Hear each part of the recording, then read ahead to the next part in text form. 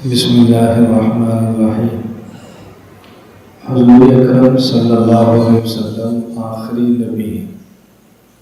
آپ کے بعد کوئی نبی پیدا نہیں ہوگا۔ حضرت مہدی پیدا ہوں گے، وہ نبی نہیں ہوں گے۔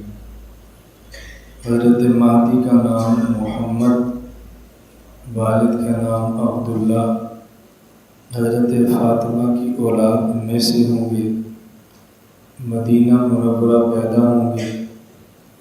مکہ مکرمہ دوران طواف اس وقت ان کی عمر 40 سال ہوگی۔ شام اور عراق کے ابدال ان کو پہچانیں گے، ان کے ہاتھ پر بیعت کریں گے اور خلیفہ ہونے کا اعلان ہوگا۔ 40 سال تک اسی طرح وہ گزاریں گے۔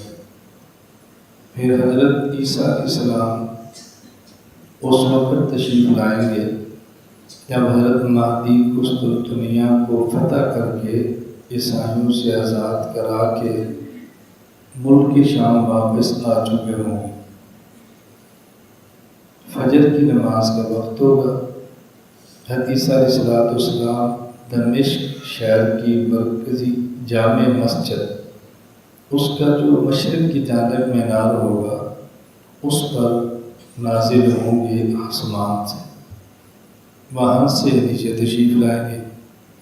حضرت مہدی کی امامت میں عیسیٰ علیہ السلام نماز پڑھیں گے۔ حضرت مہدی حضرت عیسیٰ علیہ السلام سے پہلے ایک طویل وقت گزار چکے ہوں گے۔ آپ کی ان کی 49 سال عمر ہوگی۔ 5 سال تک خود خلافت کا فرمائیں گے۔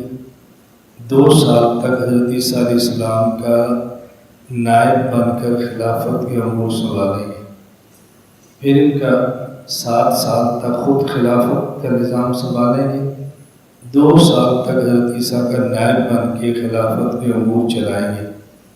49 سال کی عمر میں ان کا انتقال ہوگا اور جہاں بیت المقدس ہے وہاں ان کا جنازہ ہوگا۔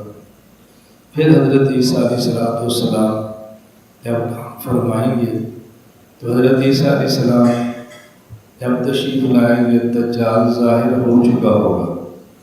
حضرت عیسیٰ کی آمد پر دجال ایسے پگھلے گا کہ جیسے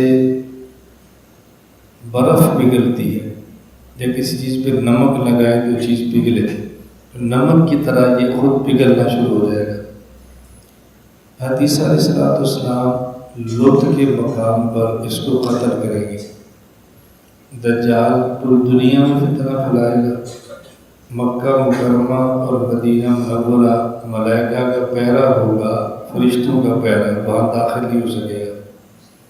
حضرت عیسیٰ علیہ السلام اس کو قتل فرما دیں۔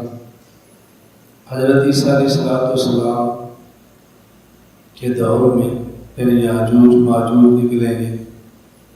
حضرت عیسیٰ علیہ السلام اپنے ساتھ اپنے ماننے والوں کو لے کر گھوڑے دور پہ تشریف لے جائیں گے۔ ان کے حق میں بد دعا کریں گے، طاعون کی بیماری سے یہ سب مر جائیں گے۔ پھر اللہ تعالیٰ بڑے بڑے پرندے بھیجیں گے، ان میں سے کچھ کو کھائیں گے، کچھ کی لاشیں اٹھا کے سمندر میں پھینک دیں گے۔ بارش برسے گی جس سے زمین صاف ہو جائے گی، بدبو ختم ہو جائے گی۔ عیسیٰ علیہ السلام اپنا کام شروع فرمائیں گے۔ یہودی عیسائی دنیا سے ختم ہو جائیں گے، کوئی کافر دنیا میں نہیں رہے گا، کوئی زمین پر صرف اور صرف مسلمان ہوں گے۔ پھر ایک وقت آئے گا، ٹھنڈی ہوا چلے گی، حضرت عیسیٰ علیہ السلام بھی دنیا سے رخصت ہو جائیں گے۔ آہستہ آہستہ آہستہ کفر ہونا شروع ہوگا۔ ایک وقت ہوگا دنیا میں کوئی بھی مسلمان نہیں ہوگا۔ یہ علامات قیامت میں سے علامت ہے۔ حضرت مہدی کا پیدا ہونا اور عیسیٰ علیہ السلام کا آسمان سے نازل ہونا۔ حضرت مہدی پیدا ہوں گے اور عیسیٰ علیہ السلام آسمان سے نازل ہوں۔ امت میں بہت سارے افراد نے جھوٹے دعوے کیے ہیں مہدی ہونے کے، عیسیٰ ہونے کے۔ ہر دور میں علماء حق، علماء اسلام نے ان کا مقابلہ کیا ہے۔ دلائل کے ساتھ ان کا دچل، ان کا کفر امت کے سامنے واضح کیا ہے۔ یہ فتنے امت میں چل نہیں سکے۔ ہندوستان میں ایک شخص ہے شکیل بن حنیف، اس نے دعویٰ کیا ہے کچھ دن کچھ ماہ سال جیے گا وہ بھی مر جائے گا، یہ فتنہ پھر مٹ جائے گا۔ ایک شخص ہے، اس کا نام ہے احمد عیسیٰ، اس نے بھی دعویٰ کیا ہے۔ جب اس کا دعویٰ آیا اسی وقت میرا اس پر ایک بیان آیا، وہ کلپ سوشل میڈیا پر موجود ہے۔ اس نے کتاب الکتاب کے نام سے لکھی، اس میں کچھ اس نے شبہات پیدا کیے اسلام کے نام میں۔ ضرورت ہے کہ ان شبہات کا جواب دیا جائے۔ ان دنوں میں ایک ویڈیو وائرل ہوئی ہے نماز پر شبہات کے حوالے سے۔ وہ 4 قسم کے شبہ مختلف جو انہیں پھیلائے ہیں، ان کا جواب دینا ہماری ذمہ داری ہے، اس لیے ہم ان کے جوابات دیتے ہیں۔ ان کا ایک شبہ یہ ہے کہ نماز کے لیے قرآن کریم میں لفظ استعمال ہوتا ہے اقامت الصلاۃ، اقیموا الصلاۃ، نماز کی پابندی کرو۔ وہ کہتے ہیں یا صلاۃ سے مراد وہ نماز نہیں جو مسلمان پڑھتے۔ اس کی دلیل کیا ہے؟ قرآن کریم میں کئی مقامات پر لفظ صلاۃ آیا ہے اور اس کا معنی نماز نہیں ہے۔ کئی مقامات پر لفظ صلاۃ آیا ہے اور اس کا معنی نماز نہیں ہے۔ نمبر 2، کبھی وہ کہتے ہیں کہ قرآن کریم میں کفار کے لیے عذاب کا تذکرہ ہے اور عذاب نہ کرنے کی ایک وجہ بتائی ہے کہ وہ نماز نہیں پڑھتے تھے۔ ما سلککم فی سقر، تم جہنم میں کیوں گئے ہو؟ تمہیں کس چیز نے جہنم میں بھیجا ہے؟ وہ کہتے ہیں لم نک من المصلین، نمازیں نہیں پڑھتے تھے۔ تو یہ جو نماز مسلمان پڑھتے ہیں 5 وقت اذان جماعت کے ساتھ، یہ نماز تو کفار پر فرض نہیں، مسلمان پر فرض ہے۔ تو اگر نماز کا معنی یہی ہو تو پھر کفار کو عذاب کیوں ہوگا؟ نمبر 3، قرآن کریم میں ہے الذین ان مکناہم فی الارض اقاموا الصلاۃ، کہ نماز اس وقت ہوگی جب ہم ان مسلمانوں کو دنیا میں اقتدار دیں گے، طاقت دیں گے، قوت دیں گے، تو پھر یہ نماز قائم کریں۔ تو نماز تو اقتدار کے بعد ہے، اب تو دنیا مسلمان نہیں ہے پھر بھی نماز پڑھ رہے ہیں۔ تو معلوم ہو کہ یہ نماز نہیں ہے جس کو قرآن نماز کہہ رہا ہے، وہ کوئی اور چیز ہے، وہ اور اقتدار کے بعد ہے، اقتدار کے بغیر نہیں ہے۔ نمبر 4، قرآن کریم میں ان الصلاۃ تنہی عن الفحشاء والمنکر، کہ نماز تو بے حیائی اور گناہوں سے روک دیتی ہے۔ مسلمان نماز پڑھتے ہیں، سود بھی کھاتے ہیں، نماز پڑھتے ہیں، شراب پیتے ہیں، نماز پڑھتے ہیں، گانے سنتے ہیں، تو سب بے حیائی کے کام کرتے ہیں۔ تو اگر نماز سے مراد وہی ہوتی جو مسلمان پڑھتے ہیں تو نماز پڑھنے والا گناہ نہ کرتا۔ ان 4 شبہات کا خلاصہ کیا ہے کہ نماز وہ نہیں ہے جو مسلمان 5 وقت اذان دے کر جماعت کے ساتھ پڑھتے ہیں، بلکہ اس کا معنی کوئی اور ہے۔ یہ مولویوں کا دھوکہ ہے، ڈگوسلہ ہے، عوام کو بسایا ہوا ہے، اپنے پیٹ کا دھندا ہے، اس لیے یہ سب چکر چلائے ہوئے۔ یہ خلاصہ ہے 4 شبہات کا، چاروں کا جواب سمجھیں۔ جہاں تک تعلق ہے پہلے شبہ اور اعتراض کا کہ جی قرآن کریم کہتا ہے اقیموا الصلاۃ، تم نماز کی پابندی کرو، اس سے مراد نماز وہ نہیں جو لوگ پڑھتے ہیں۔ کیوں؟ اس لیے کہ قرآن میں اقیموا الصلاۃ، صلاۃ کی پابندی کرو، اس کا معنی جو ہم نماز کرتے ہیں یہ غلط ہے، اس لیے کہ قرآن کریم صلاۃ کئی معنوں میں آیا ہے۔ جب قرآن کریم میں صلاۃ کئی معنوں میں آیا ہے تو آپ صلاۃ کا معنی صرف نماز 5 وقت اذان دے کر جماعت میں پڑھنا کیسے کر سکتے ہیں؟ اس کا جواب یہ ہے اقیموا الصلاۃ، یہ قرآن کریم ہے، اور یہ قرآن کریم حضور اکرم صلی اللہ علیہ وسلم پر نازل ہوا ہے۔ اللہ تعالیٰ قرآن کریم فرماتے ہیں وَمَا أَنزَلْنَا عَلَيْكَ الْكِتَابَ إِلَّا لِتُبَيِّنَ، ہم نے آپ پر قرآن کریم کو نازل اس لیے کیا ہے کہ آپ اس کا معنی بیان کریں، آپ اس کی وضاحت کریں۔ جب لوگوں میں اختلاف ہو جائے تو آپ کھل کر بیان کریں۔ سوال یہ ہے کہ رسول اکرم صلی اللہ علیہ وسلم نے اپنے قول، اپنے ارشاد، اپنے فعل، اپنے عمل سے نماز کا معنی کیا کیا ہے؟ اللہ کے نبی مؤذن کو کھڑا کرتے ہیں اذان تو وہ کہتے ہیں حی علی الصلاۃ، صلاۃ کی طرف آؤ۔ اس کے بعد اقامت ہوتی قد قامت الصلاۃ، صلاۃ کھڑی ہوگی۔ اس کے بعد حضور فرماتے ہیں اللہ اکبر۔ تو یہ جو مؤذن کہہ رہا ہے حی علی الصلاۃ، صلاۃ کی طرف آؤ، مؤذن کہہ رہا ہے قد قامت الصلاۃ، مکبر کہہ رہا ہے صلاۃ کھڑی ہو گئی، اور پھر اللہ کے نبی فرماتے اللہ اکبر۔ یہ کون سی صلاۃ تھی؟ خلاصہ جواب کا یہ ہے، میں بہت مختصر بات کر رہا ہوں کہ رسول اللہ صلی اللہ علیہ وسلم نے اپنے قول اور اپنے فعل سے اقیم الصلاۃ میں صلاۃ کی جو تفسیر فرمائی ہے وہ یہی 5 وقت کی نماز ہے جس کو ہم اذان دے کر جماعت کے ساتھ پڑھتے ہیں۔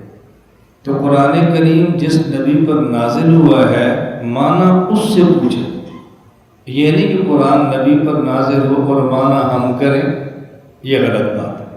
ہر بندہ اپنی پسند کا معنی کرے گا تو شریعت پر عمل کرنا بہت مشکل ہو جائے۔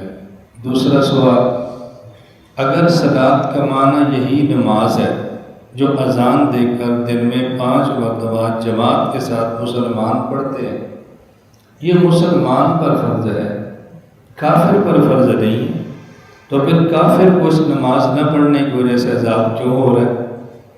جواب سمجھیں اچھی طرح۔ ایک ہے نفس عذاب، ایک ہے اشتداد عذاب۔ کیا معنی؟ ایک ہے خود عذاب اور ایک ہے عذاب کا بڑھنا۔ عذاب اور ہے اور عذاب کا بڑھنا اور ہے۔ میں مثال دیتا ہوں، بھئی چائے لاؤ اور گرم لاؤ، پانی لاؤ اور ٹھنڈا لاؤ۔ ایک ہے پانی اور ایک ہے پانی کا ٹھنڈا ہونا۔ پانی تو نکل آئے گا زمین سے، ٹھنڈا ہوگا برف سے۔ پانی نکلے گا زمین سے، ٹھنڈا ہوگا فریج اور فریزر سے۔ دودھ دے گی بھینس اور یہ گرم ہوگا آگ سے۔ دودھ دے گی گائے اور بکری، اس میں پتی ڈال کے چولہے پر رکھیں گے تو پھر گرم چائے ہوگی۔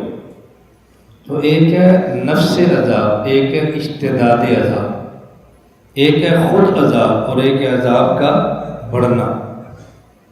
ایمان اصل ہے اور ایمان کی شاخ نماز، ایمان کی شاخ روزہ، ایمان کی شاخ زکوٰۃ، ایمان کی شاخ حج، ایمان کی شاخیں، ایمان کی شاخ زنا نہ کرنا، شراب نہ پینا، چوری نہ کرنا۔ اسی طرح کے کفر اور پھر کفر کی شاخیں، کفر اصل ہے، اس کی شاخ زنا کرنا، شراب پینا، چوری کرنا، سود کھانا، یہ اس کی شاخ ہے۔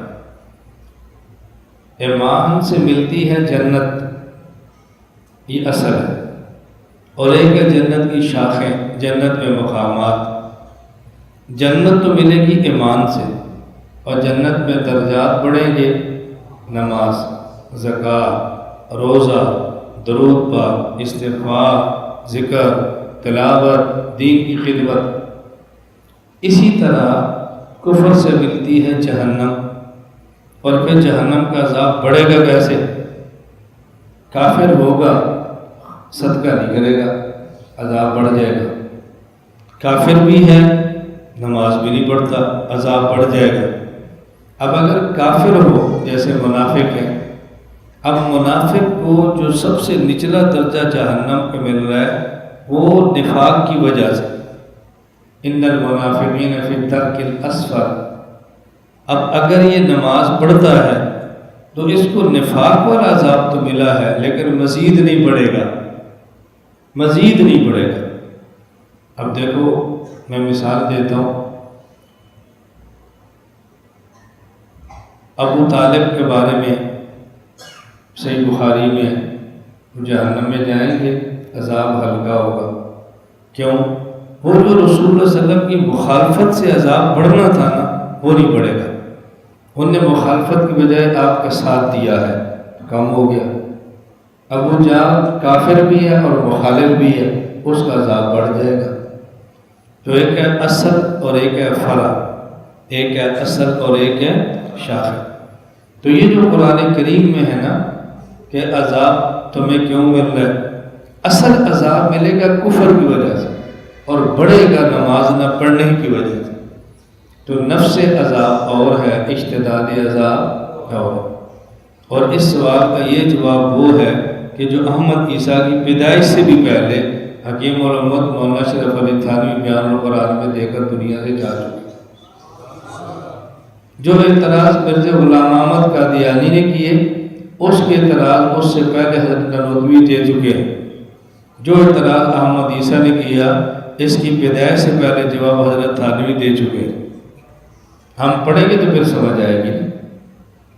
اس لیے یہ کوئی ایسا اشکال نہیں ہے کہ جس کی بنیاد پہ نماز کو چھوڑا جا سکے۔ نمبر 3، اگر نماز صلاۃ سے مراد وہی نماز ہے جس کو 5 وقت اذان دے کر جماعت سے مسلمان پڑھتے ہیں، اس کے لیے اللہ نے قرآن کریم میں شرط رکھی ہے مَكَّنَّاهُمْ فِي الْأَرْضِ أَقَامُوا الصَّلَاةَ، اقتدار ملے گا تو نماز پڑھیں گے۔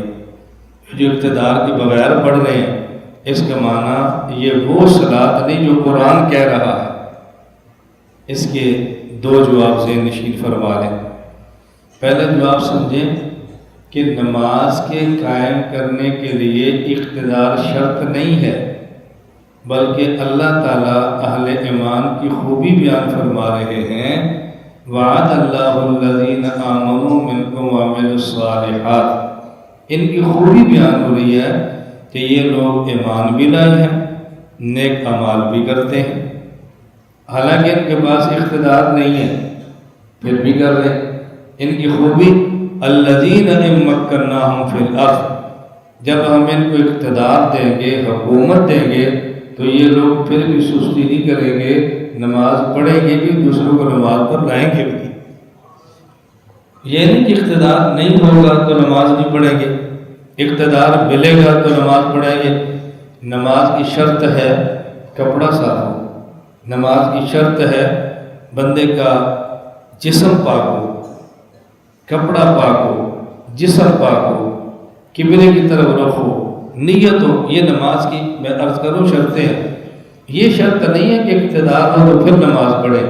اللہ تعالیٰ نے خوبی بیان فرمائی ہے، عام طور پہ بندہ اقتدار کے نشے میں اللہ کو بھول جاتا ہے، اور یہ اللہ کے ایسے پیارے بندے ہیں، ان کو جب ہم اقتدار دیں گے، الذین مکناہم فی الارض، قرآن کی آیت سمجھے، یہ وہ لوگ ہیں جب ہم ان کو اقتدار دیں گے تو اقتدار کے نشے میں ہمیں بھول نہیں جائیں گے، اقاموا الصلاۃ، یہ ہمارے سامنے جھک جائیں گے، نمازیں پڑھیں گے، زکاتیں دیں گے، صدقات دیں گے۔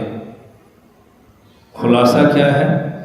نماز کے لیے اقتدار شرط نہیں ہے، بلکہ مسلمان کی خوبی بتائی ہے کہ اقتدار مل جائے تو پھر بھی نماز نہیں چھوڑتے۔ دوسرا جواب یہ ہے کہ اللہ تعالیٰ نے یہ ایک بشارت دی ہے، خوشخبری دی ہے۔ ابھی تم نمازیں پڑھ رہے ہو، خوف ہے، ابھی نمازیں پڑھ رہے ہو، گھبراتے ہو، ڈر ہے۔ پہلے تو مکہ میں چوری نمازیں تھی نا، چھپ چھپ کے پڑھتے تھے، پھر چھپ کے تو نہیں پڑھی لیکن خوف کفار کا پھر بھی تھا۔ خوشخبری دی جا رہی ہے کہ تم مطمئن ہو جاؤ، ان قریب ایک وقت آنے والا ہے، ہم تمہیں اقتدار دیں گے، تم بلا خوف و خطر نمازیں پڑھو۔ خوشخبری دی جا رہی ہے، یہ نماز کے لیے شرط نہیں لگائی جا رہی۔ نمبر 4، چوتھا سوال کیا تھا؟ قرآن کریم میں ہے ان الصلاۃ تنہی عن الفحشاء والمنکر، نماز بے حیائی سے روک دیتی ہے۔ تو مسلمان تو نماز پڑھتا ہے، بے حیائی کے کام بھی کرتا ہے۔ نماز آدمی کو منکر عام گناہ سے روک دیتی ہے، یہ نماز بھی پڑھتا ہے، گناہ کے کام بھی کرتا ہے، تو یہ نماز کیسے ہوئی؟ قرآن کریم میں صلاۃ روک دیتی ہے۔ اگر اس صلاۃ سے مراد یہی نماز ہوتی تو مسلمان پھر گناہ نہ کرتا۔ جواب اچھی طرح سمجھو۔ اس کا ایک جواب یہ ہے، قرآن کریم یہ نہیں کہہ رہا کہ نماز آدمی کو بے حیائی سے چھڑوا دے گی، نماز نمازی کی بے حیائی چھڑوا دے گی، یہ نہیں کہہ رہا۔ کہہ رہا نماز بے حیائی سے روکتی ہے۔ یہ نہیں کہا نماز گناہ چھڑوا دے گی، کہا نماز گناہ سے روکتی ہے۔ جس طرح اللہ تعالیٰ بندے کو زنا سے روکتے ہیں، فلا تقربوا الزنا، زنا کے قریب نہ جاؤ، منع کرتے ہیں، لیکن یہ تو نہیں کہ اللہ تعالیٰ جبراً بندے کا زنا چھڑواتے ہیں۔ کوئی کرنا چاہے تو اختیار دیا ہے، تبھی تو اس پر گناہ ہوتا ہے۔ اختیار ختم ہو جائے تو گناہ کس بات ہے؟ تو جس طرح اللہ تعالیٰ قرآن کریم میں برے کاموں سے منع کرتے ہیں، نیک کاموں کا حکم دیتے ہیں، یہ منع کرنا تکوینی نہیں کہ چھڑوا دیتے ہیں، اور حکم دینا تکوینی نہیں کہ ضرور کروا دیتے ہیں۔ تشریع کا معنی کیا ہوتا ہے؟ ایک ہے امر تکوینی، ایک ہے امر تشریعی۔ امر تکوینی وہ ہوتا ہے کہ جس کو حکم دیا جائے اس کے پاس دوسری جانب کا کوئی اختیار ہی نہ ہو۔ اللہ کا حکم ہے سورج کو مشرق سے نکلو، یہ نہیں ہو سکتا نہ نکلے، یہ تکوینی امر ہے۔ اللہ کا حکم ہے غروب ہو جاؤ، یہ نہیں ہو سکتا سورج غروب نہ ہو، تکوینی امر ہے۔ اللہ کا حکم ہے فلاں وقت ملک الموت فلاں کی روح قبض کرو، یہ نہیں ہو سکتا وہ قبض نہ کرے، یہ تکوینی امر ہے۔ اور تشریعی امر جس میں اللہ تعالیٰ بندے کو حکم دیتے ہیں یا منع کرتے ہیں، لیکن جس کو روکا جائے یا منع کیا جائے اس کے اختیار ختم نہیں کرتے، کرنے اور نہ کرنے کا اختیار بھی دیتے ہیں۔ تو یہ جو قرآن کریم میں ان الصلاۃ تنہی عن الفحشاء والمنکر، اس کا معنی یہ نہیں ہے کہ جو نماز پڑھے نماز اس سے بے حیائی چھڑوا دیتی ہے۔ اس کا معنی یہ ہے کہ نماز اس کو بے حیائی کے کام سے منع کرتی ہے۔ کیا مطلب؟ اچھی طرح سمجھنا۔ مطلب یہ ہے میں نے پگڑی باندھی ہے، میں نے ٹوپی، میں نے داڑھی رکھی ہے، میں نے سفید کپڑے باندھے ہیں۔ اب اگر میں گاڑی میں بیٹھا ہوں، گاڑی میں ویڈیو چل رہی ہو، گانے لگے ہوئے ہوں، فلم چل رہی ہو، میرے ساتھ ایک بندہ عام بیٹھا ہے، وہ دیکھ رہا ہے، میں نہیں دیکھوں گا، دیکھنے کو دل بھی کرے گا نا، تو میری داڑھی اور پگڑی کا حیا مجھے روک دے گا۔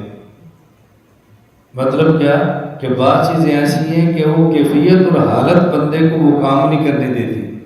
تو اللہ فرماتا ہے نماز کی کیفیت ایسی ہے کہ بندے کو احساس دلاتی ہے، سب کو چھوڑ کے جس کے دربار میں آیا پھر اس کی نافرمانی بھی کرتا ہے۔ کیا کر رہا ہے تو؟ کیا کر رہا ہے؟ یہ مطلب ہے کہ نماز روکتی ہے۔ یہ مطلب ہے کہ نماز، ایک آدمی مدرسے میں نہیں تھا، نماز میں سستی کرتا ہے، مدرسے میں آ گیا اب نماز پڑھتا ہے، کیوں؟ اس کا ضمیر اس کو ملامت کرتا ہے کہ یار تو مدرسے آئے نماز کے لیے، تو آئے دین سیکھنے کے لیے، تو بھی نہیں عمل کرے گا تو کون کرے گا؟ یہ معنی ہے کہ علم آدمی کو گناہوں سے روکتا ہے۔ یہ معنی ہے کہ نماز آدمی کو گناہوں سے روکتی ہے، یعنی نماز کی حاجت، نماز کی کیفیت وہ بندے کو احساس دلاتی ہے کہ تم کیا کر رہے ہو۔ خلاصہ کیا ہے؟ منع کرنا اور ہے اور چھڑوانا اور ہے۔ سمجھ آ گئی؟ دوسرا جواب سمجھ۔ دوسرا جواب یہ ہے نماز آدمی کے گناہ چھڑوا بھی دیتی ہے۔ کب؟ جب نماز کو نماز کے آداب کے ساتھ پڑھا جائے، آدمی نماز پڑھے، نماز میں تلاوت کرے اور پھر تلاوت کا معنی سمجھے، ایک وقت آئے گا انشاءاللہ یہی نماز آدمی کا گناہ چھڑوا بھی دے گی۔ اب یہ جو اعتراض ہے، نماز پڑھتے ہیں گناہ پھر بھی کرتے ہیں، یہ پڑھتے ہیں اور سمجھتے نہیں کہ میں کیا پڑھ رہا ہوں۔ ایک بزرگ تھے، عالم نہیں تھے، نیک آدمی تھے، سورتیں نماز ترجمے کے ساتھ یاد کی تھی، بیمار ہو گئے بہت سخت۔ ان کے محلے میں ایک ڈاکٹر تھا مرزائی اور قادیانی، تو بیٹوں نے کہا کہ آپ بہت بیمار ہو گئے ہیں، اس قادیانی سے علاج کروا لیں۔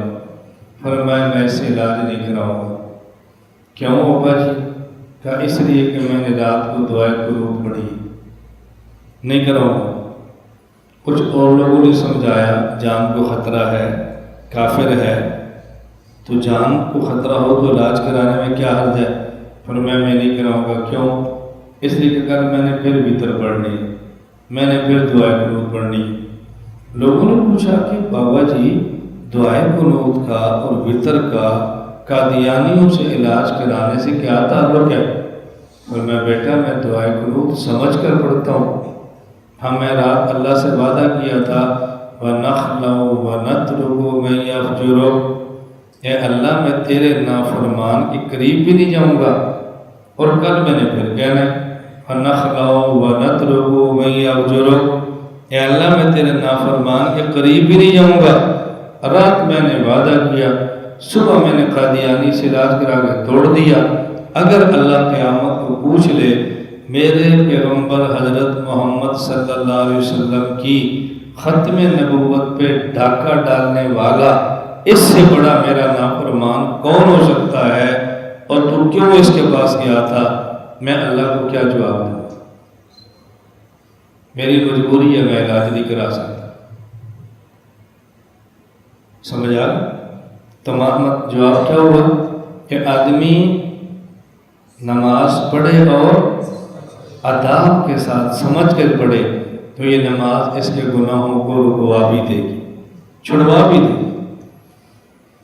میں اس کی مثال دیتا ہوں، دیکھو مقویات، دیسی گھی، بادام، زیتون، اخروٹ، گندم، یہ مقویات انسان کو فائدہ دیتی ہیں۔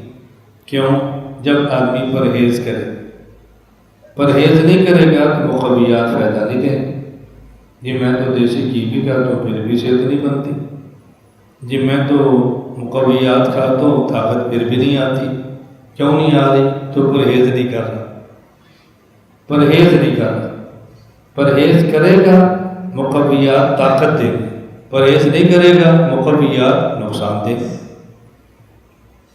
ایک آدمی کی انتڑیاں کٹی ہوں، ان کا علاج نہ کرائے اور یہ آدمی مقویات کھاتا رہے، صحت نہیں بنے گی۔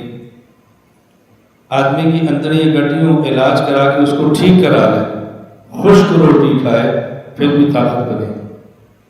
تو جس طرح مقویات فائدہ دیتی ہیں جب پرہیز کرے، اسی طرح نماز گناہوں کو چھڑوا دیتی ہے جب آدمی نماز کے آداب کا خیال کرتے ہوئے سمجھ کر تلاوت کرے اور نماز کو پڑھے۔